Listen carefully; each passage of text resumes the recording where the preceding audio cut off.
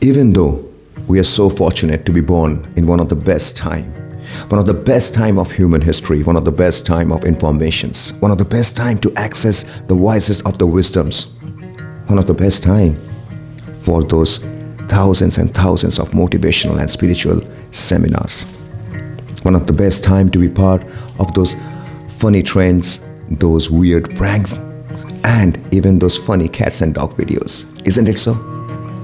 But even after knowing so much, after so much of knowledge, so much of wisdom, so much of values, yet we tend to get distracted, diverted, and even depressed.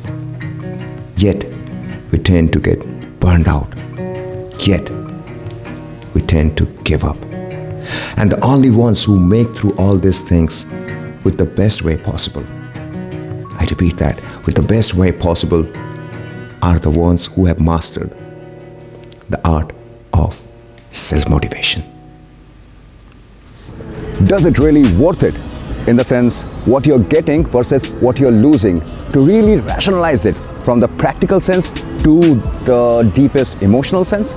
Let me explain. You see, to have this clarity already in the beginning will always get you back to why you started, and most probably reminding you that what you're spending right now, what you're losing right now, is gonna be way less than what you're gonna get. For example, if you're spending your time right now, or money or energy, in making some certifications, in learning some new skills or whatsoever, and example for that is for next 2-3 years or few years, but if the result is gonna be for next 30 to 40 years, that means what you're gonna get is gonna be always, in that case, bigger than what you lost in that.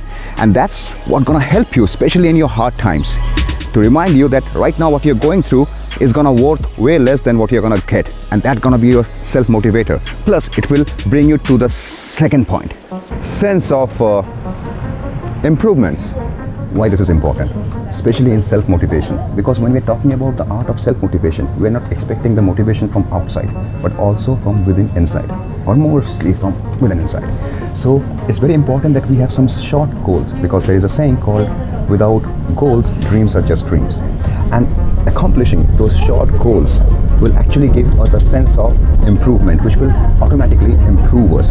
So please have some short goals and which you can hit, and that will give you a sense of improvement or accomplishment, and which will be a self-motivator in itself. To have inspirations.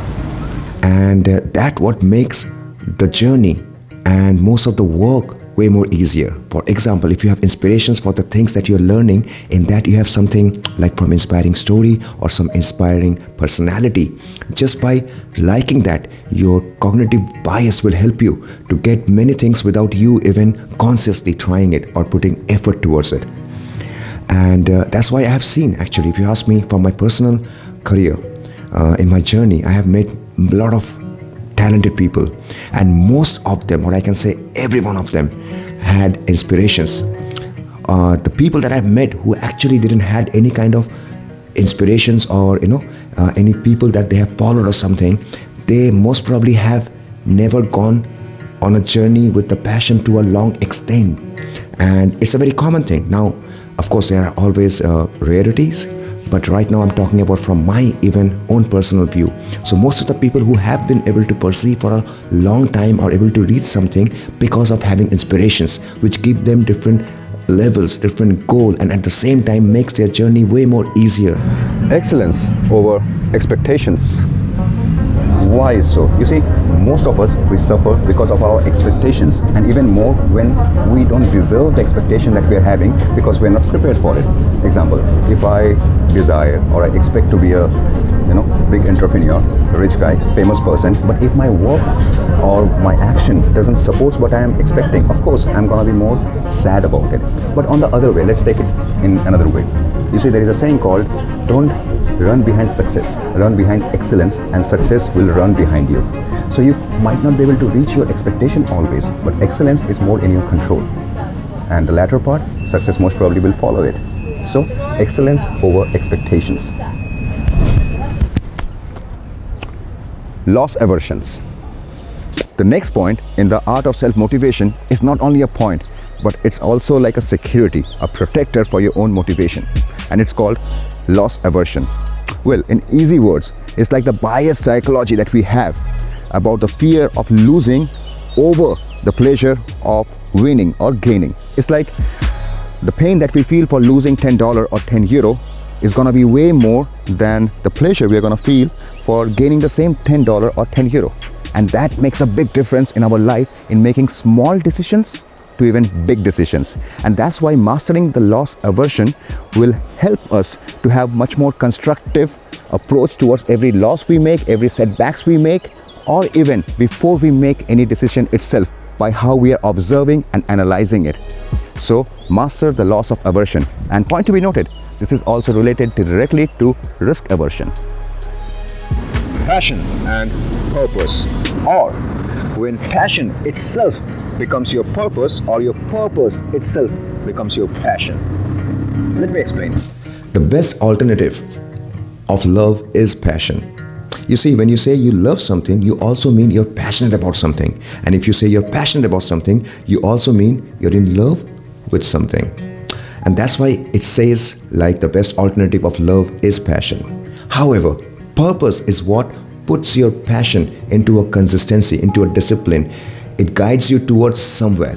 And because it's guiding you towards somewhere, it makes it more, if you are, more productive, more constructive, and it gives it way more than, where we started from the passion, because passion can be way more limited. You see, I can be passionate about dancing, I can be passionate about playing guitar, I can be passionate about sports, but that doesn't mean how much I'm putting into it. It doesn't give that. I can be just going how much I like it, and how much I like it is very dependent, and it doesn't give how much good I can be even, right? So things becomes way more dependent, like things can happen, but on the factor of more luck, because it doesn't say how much actually I'm putting into it. But when you have a purpose, now, first of all, the purpose can be self. That means when you have a self-purpose, like you want to be very good in that, you want to be one of the best in that, you want to achieve some prize, you want to be famous, you want to, make something, some album or something like that. Now you have a purpose behind it. That is what is gonna put your passion into more consistency and discipline. Also, your purpose can be way more bigger. It can be towards the community, towards your country, towards much more bigger than just, you yourself, or my consideration, me, myself. And now when the purpose is bigger than us, then even we can do way more. That's how big stories of legends are made. Once your passion or your purpose is way bigger than you will become more unstoppable. To develop a mentality of success seekers but not of failure avoiders, well, there is a very thin line between the two and very easy to get caught up. Let me explain with this example. You see, our mind is exactly like this camera or any other camera, where if we focus right now, example in my hand, everything else around it becomes defocused. But if I will start focusing on this camera, including my hand, everything else becomes defocused. However, in both this example, the frame of reference or the picture is almost the same. All I change is where I'm focusing, and everything else becomes defocused. In the same way, if you're seeing what the goals you want to achieve and what are the problems around it, if you're too much focused in the problems, your goals and all gets defocused. So it's very important where you're focused on, and that's why you have to be more success seekers and not failure avoiders. So be careful where you focus on. The locus rule, which is the internal versus the external. Let me explain. In many researches, it has been found that if you take a group of people and divide them into two, for example, A and B, and give them the same task. However, after the task is completed, you give the feedback for the group A that, wow, your results are because of how smart and talented you are. Congratulations. However, in the group B, you change the feedback to, wow, how great your results are. It's really because of your hard work and efficiency. Good job. Congratulations. Just by the same feedback almost, but changing some of the factors, it makes a big difference, because now when you give them the same task in the next level, however, you make it a little bit more difficult, like easy, medium, and difficult, for both of them.